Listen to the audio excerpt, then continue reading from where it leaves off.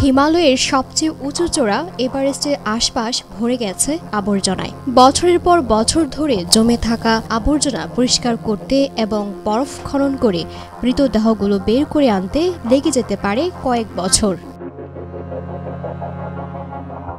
এভারেস্টের চূড়ায় ময়লা আবর্জনা ও মৃতদেহ নিয়ে কাজ করা এক শেরপা এই তথ্য জানিয়েছেন।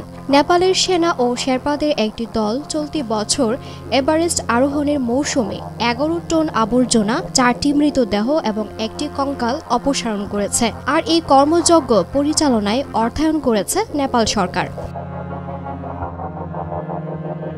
শেরপাদের দলের নেতৃত্ব দেওয়া আংবাবু শেরপা বলেন, সাউথ কোলে এখনও 40 থেকে 50 টন আবর্জনা থাকতে পারে। 1953 সালে পর্বতটি প্রথমবারের মতো জয় করার পর থেকে হাজার হাজার পর্বতারোহী এটি আরোহণ করেছেন। তাদের অনেক পদচিহ্নের পাশাপাশি ফেলে গেছেন আবর্জনা। এত উচ্চতায় অক্সিজেন খুব কম থাকে এবং বেঁচে থাকা খুব কঠিন, তাই পর্বতারোহী ও তাদের সাহায্যকারীরা নিজেদের বাঁচানোর দিকেই বেশি মনোযোগী হন।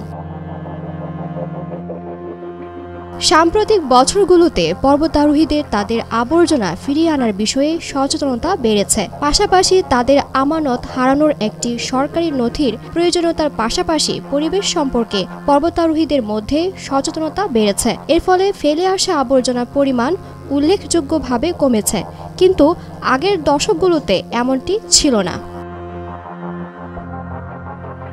ডেস্ক রিপোর্ট, ভোরের পাতা।